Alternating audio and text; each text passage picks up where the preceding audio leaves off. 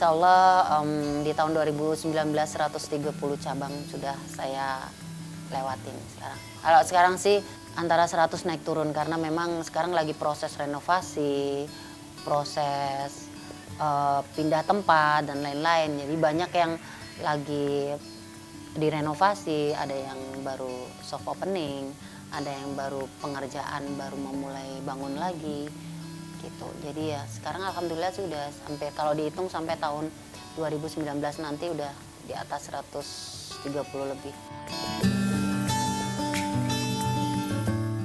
Membangun Inul Vista itu tidak mudah. Dari tahun 2005 saya tidak punya duit, tiba-tiba saya bikin satu, prosesnya juga sangat sulit, dan itu ya namanya juga orang bisnis pasti naik turun. Itu perjuangan juga karena kan dengan bisnis yang tidak mudah gitu ya, karena izin untuk karaoke itu selama ini kan cuma satu ya, karaoke plus karaoke eksekutif gitu. Jadi belum ada namanya karaoke keluarga sampai hari ini. Jadi itu yang harus saya perjuangkan matang-matang, saya perjuangkan benar-benar bahwa ini karaoke saya itu benar-benar karaoke untuk keluarga, karaoke yang cozy, karaoke yang happy, karaoke yang familiar, benar-benar karaoke keluarga, dan karaoke yang memang terang benderang. Ya pokoknya happy family lah gitu, yang saya membuat meyakinkan masyarakat bahwa saya punya karaoke itu karaoke sehat gitu. Itu memang berat waktu itu. Jadi kendalanya banyak, tapi bagaimana saya bisa paham dengan dunia bisnis di karaoke ini, ya saya harus terjun ke lapangan walaupun saya sekolahnya juga nggak pinter. Bagaimana saya, apa itu arti purchasing, apa itu akuntan, apa itu artinya bartender, apa itu artinya inilah, apa itu artinya resepsionis, itu saya bahasa-bahasa seperti itu tuh nggak paham semua, nggak ngerti sama sekali, nol.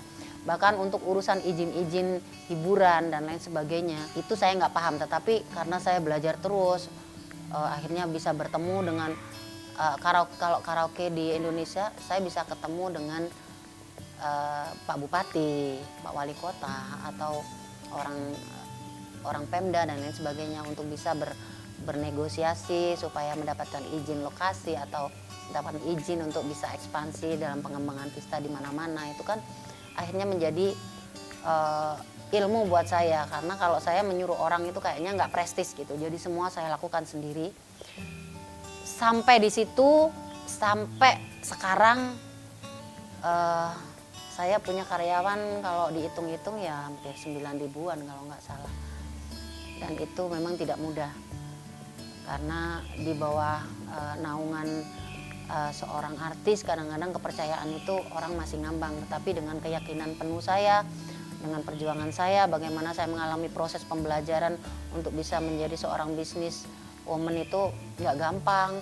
Sampai saya bagaimana berinvestasi dalam pengembangan Vista untuk ekspansi, duitnya kurang, sampai bagaimana pengembangan Vista supaya bisa lebih berkembang lagi, harus bekerja sama dengan pihak bank dan lain sebagainya. Yang namanya orang bisnis ya, kan nggak mungkin pakai duit sendiri yo. Ya akhirnya itu juga butuh proses. Pernah saya juga sampai pinjem bank, sampai rumah ini sertifikatnya saya pinjemkan ke beberapa bank, nggak dapat pinjaman, supaya saya bisa ekspansi lagi. Itu pernah saya ngalami proses kayak begitu juga supaya saya bisa nambah lagi.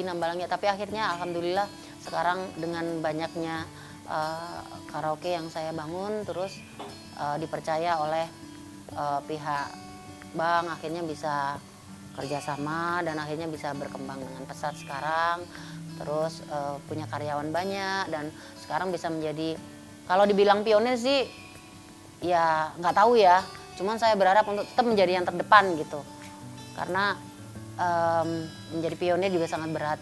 Sebelum ada saya juga sudah ada karaoke yang lain seperti Happy Papi, Nap Nap, dan lain-lain ya. Jadi saya tidak mau mendahului bahwa saya seorang pionir, enggak juga. Tetapi saya berusaha untuk menjadi seorang pemilik karaoke yang terdepan, yang menjadi acuan sekarang. Hingga banyak sekali karaoke yang menamakan brandnya sebagai brand artis. Itu juga kadang-kadang memang di awal dulu itu sangat berat gitu ya. Kayaknya saingannya kayaknya gimana gitu.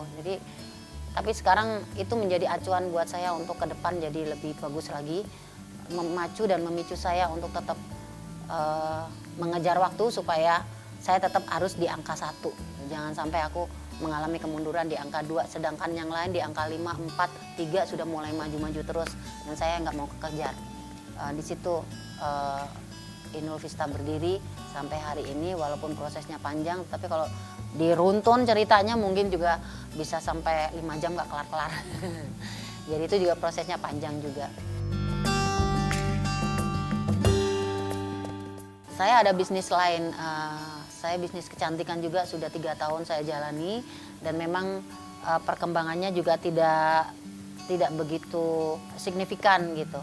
Maksudnya tidak seperti pengembangan kecantikan yang lain gitu karena mereka perusahaan besar. Kalau saya kan step by step dulu. Dari bawah saya mengalami proses yang kecil-kecil dulu, bukan tidak baik pengembangannya, tetapi memang prosesnya itu pelan-pelan gitu selama 3 tahun ini. Karena memang aku pakai duit sendiri, uang sendiri, bukan pakai duit bank. Jadi ya gali lubang, tutup lubang, duitku dewek semua diputer-puter aja gitu. Belajar untuk bagaimana mengembangkan bisnis secara manual. Terus ada Inul Cake, terus ada Inul Food, tapi semuanya masih stuck sampai hari ini menunggu tahun 2019 nanti ya. Prosesnya akan berjalan kembali. Sementara yang lain-lain ya ada bisnis-bisnis, usaha-usaha yang lain seperti di Pasuruan dengan saudara-saudara saya ada Waterboom dan lain-lain, itu semuanya juga keluarga. Nah, kalau ini bisnis keluarga ya, jadi ya itu masih bisa saya tinggalkan karena memang keluarga banyak yang mensupport dan itu memang bisnis keluarga. Jadi ya sebenarnya kalau ngomongin bisnis enaknya seperti itu, menjadi seorang penyanyi jangan sampai nggak ono job kita nggak makan gitu. Kalau saya dulu mikirnya begitu karena Eyang Titik pernah bilang, ojo dadi penyanyi dangdut wae, kamu harus punya kelebihan yang lain. Nek kono ora payu nyanyi dangdut, kowe sesuk mangan, katanya gitu. Iya, terus aku kerjanya apa aja. Oh kalau orang lain bisa beli ini, bisa beli itu, walaupun nggak nyanyi masih bisa beli. Kowe ya kudu ngono nduk, katanya gitu. Terus aku harus gimana? Kowe kudu nabung. Jangan terlalu terlelap dengan apa yang kamu miliki sekarang. Ya, Eyang Titik bilang begitu, maksudnya kalau kamu sudah di atas, jangan terlena.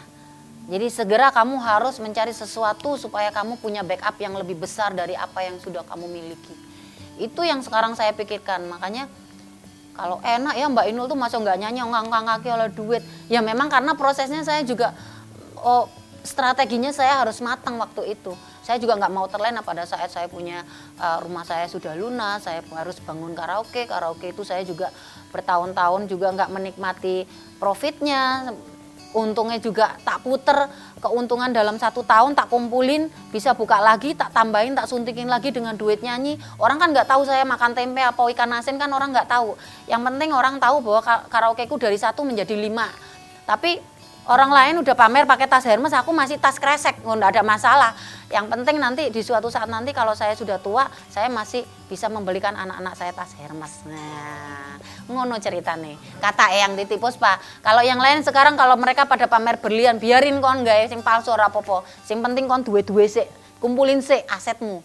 Nanti kalau asetmu sudah pada ngumpul semua, tinggal kamu nanti kalau sudah nggak nyanyi, kamu masih bisa beli-beli seperti itu nanti menikmati hari tua.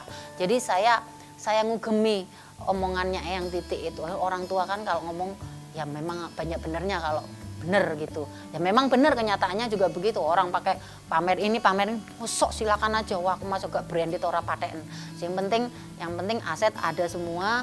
Saya bisa duduk manis, kalaupun saya sakit saya masih bisa pergi ke dokter, bisa punya uang untuk berobat. Terus kalau ada orang yang membutuhkan saya masih bisa membantu, masih bisa kasih. Kalau ada keluarga yang perlu pertolongan saya bisa memeluk mereka. Kalau memang ada ilmu yang harus saya bagi untuk mereka di saat saya punya kesuksesan, apa itu ilmunya saya masih bisa bagi. Itu yang harus saya saya kasihkan kepada orang-orang yang membutuhkan. Jadi di situ kenapa saya bisa seperti sekarang ini. Sebenarnya kalau ngomongin netizen itu mereka seneng atau nggak seneng, orang saya nggak tahu mukanya. Kadang-kadang mukanya juga palsu, ya kan? Tetapi apapun itu kalau hati kita ikhlas, hati kita baik, ya kita harus tetap welcome sama mereka. Karena sekecil apapun dan sedikit apapun simpatinya dan empatinya kepada saya harus, kalau ada waktu, ada momen, saya akan membalas kebaikan mereka. Jadi tidak harus melihat siapa orangnya, tidak harus melihat siapa dia, tetapi kalau pas mereka menyapa dengan kondisi sapaannya baik, tidak mendamprat, ya saya balas dengan baik. Kadang-kadang juga ya akhirnya menjadi teman, jadi silaturahmi, jadi ada fans, ada sahabat yang bisa pakai sharing, bisa pakai curhat atau apalah itu. Jadi ya sebenarnya kalau kita ngomongin negatifnya ya kalau kita pikirin ono ya dia diada-adain, tapi kalau kita merasa nggak penting ya nggak ada aja gitu. Kita ambil yang negatif, yang positifnya aja kalau menurut saya. Karena kalau ngomongin yang nggak bagus, mending daripada kita sakit, daripada pikiran kita sakit, diblokir udah selesai gitu.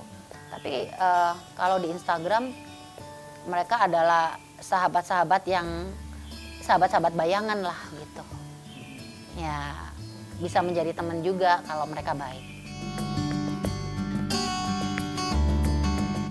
Kenapa nggak mau potong gitu? Kalau digundulin aku nggak ganteng lagi katanya. Kalau digundulin kamu belum tentu senang sama aku.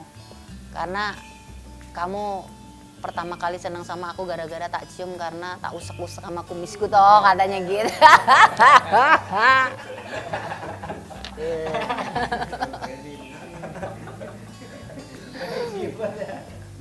Tapi yang paling nggak enak ya kalau, makanya saya tuh jarang masakin Mas Adam sambal terasi kayak atau yang bau-bau gitu.